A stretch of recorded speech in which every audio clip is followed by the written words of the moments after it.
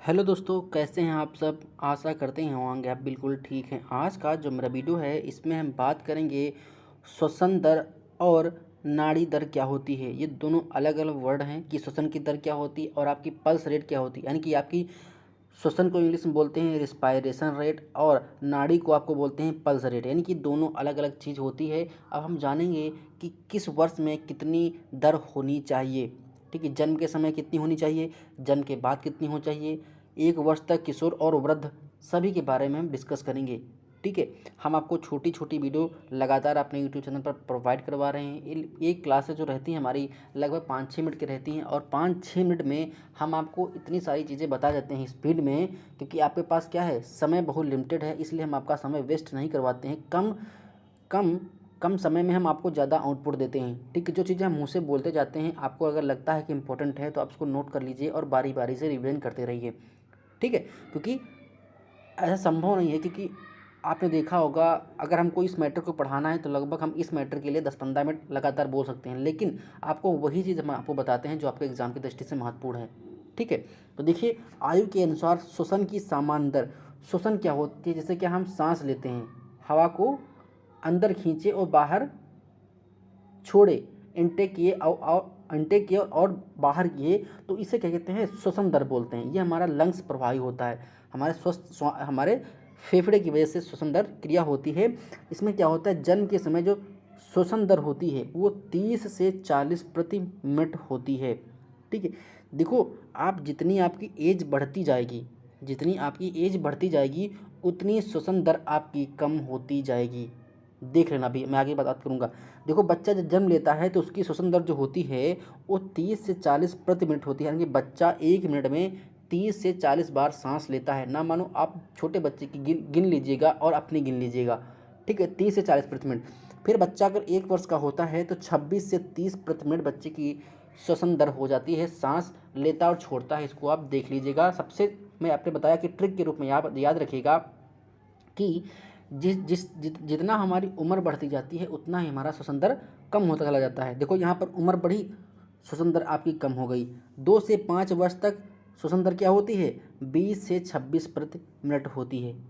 20 से 26 प्रति मिनट होती है। अगर बच्चा 2 वर्ष से 5 वर्ष तक है तो कभी कभी एग्जाम में यही क्वेश्चन पूछ ले कि जब बच्चा जन्म लेता है तो जन्म के समय उसकी श्वसन दर क्या होती है, तो 30 से 40 प्रति मिनट होती है। आप आंसर जब तक पढ़े नहीं होंगे तब तक तुक्का भी नहीं लगा सकते हैं। तो ठीक है, वहाँ पर आपको अगर क्वेश्चन पढ़े होंगे तो आता है तो आपका 1 नंबर बन जाएगा।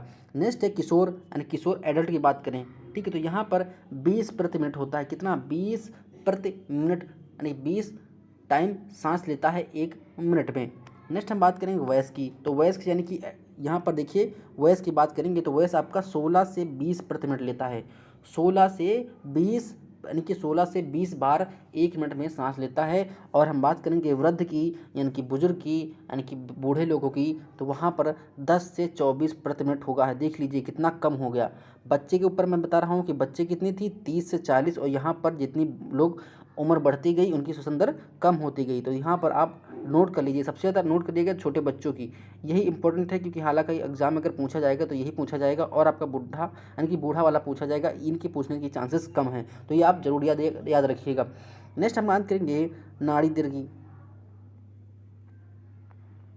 नाड़ी दर की, ठीक है, तो इसमें क्या है, जन्म से जो पूर्ण, देखो अभी आप ये याद रखिएगा, जब बच्चा गर्भ में होता है तो उसकी हृदय गति चलती रहती है।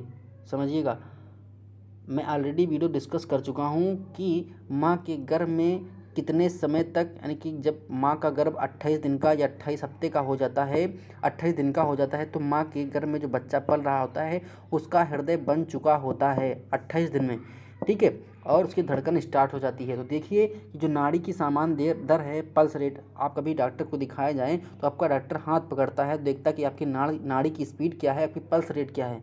ठीक, अब तो खैर मीटर आ गए हैं नापने वाले मार्केट में, तो उसको आपको उंगली पे लगाते हैं, उंगली पे, और देखते हैं कि आपकी पल्स रेट क्या चल रही है। ठीक है, तो जन्म से पूर्व अगर भ्रूणीय हृदय है तो 140 से 150 धड़कन, यानी कि बीट पर मिनट होगा। ये आप याद रखिएगा। इसमें भी वही हाल है कि जितनी उम्र आपकी बढ़ती जाएगी उतना ही आपका धड़कन पर मिनट कम होता चला जाएगा। यहाँ पर देखिए कि जो आपका जन्म से पूर्व यानी कि आप माँ के गर्भ में हैं तो आपकी जो धड़कन होगी वो 140 से 150 धड़कन पर मिनट होगी, 140 से 150 बीट पर मिनट होगा। नेक्स्ट है जन्म के समय 130 से 140 धड़कन पर मिनट होता है, यानी कि बच्चा नई दुनिया में आ चुका है, जन्म के समय उसका जन्म हो चुका है, तब उसकी जो बीट रहती है वो 130 से 140 धड़कन पर मिनट होती है। ठीक है। अच्छा ये बताओ जो हमारा हृदय गति करता है वो किस प्रकार की गति करता है, किस प्रकार की गति करता है, धड़कन किस प्रकार की धड़कन करता है, आप कमेंट बॉक्स में बताइएगा। क्योंकि एक बार नहीं जब हम पढ़ा रहे थे तो कई बार बताया है कि जो हमारी हृदय की साउंड होती है वो कैसी होती है। हृदय की जो साउंड होती है, अब मत बोलना कि धक धक धक धक होती है, ऐसा नहीं होता है। एक साइंस में एक वर्ड है, दो वर्ड होते हैं, एक नाम एल से होता है, एक नाम डी से होता है, उसको आप बताइएगा कमेंट सेक्शन में अगर आपको आता है। ठीक है। वयस्कों में जो होता है ये 72 से 80 धड़कन पर मिनट होती है। बट जिन लोगों को पीडीएफ चाहिए तो मैं बता दूं वीडियो को डिस्क्रिप्शन बॉक्स में टेलीग्राम चैनल का लिंक है, आप उस पर क्लिक करके हमारे टेलीग्राम चैनल जुड़ जाइएगा और वहाँ पर आपको पीडीएफ मिल जाएगी। पीडीएफ को आप डाउनलोड करके प्रिंट आउट करके भी पढ़ सकते हैं। ठीक है। नेक्स्ट है वृद्धावस्था की बात करेंगे तो 72 से 70 धड़कन पर मिनट होती है।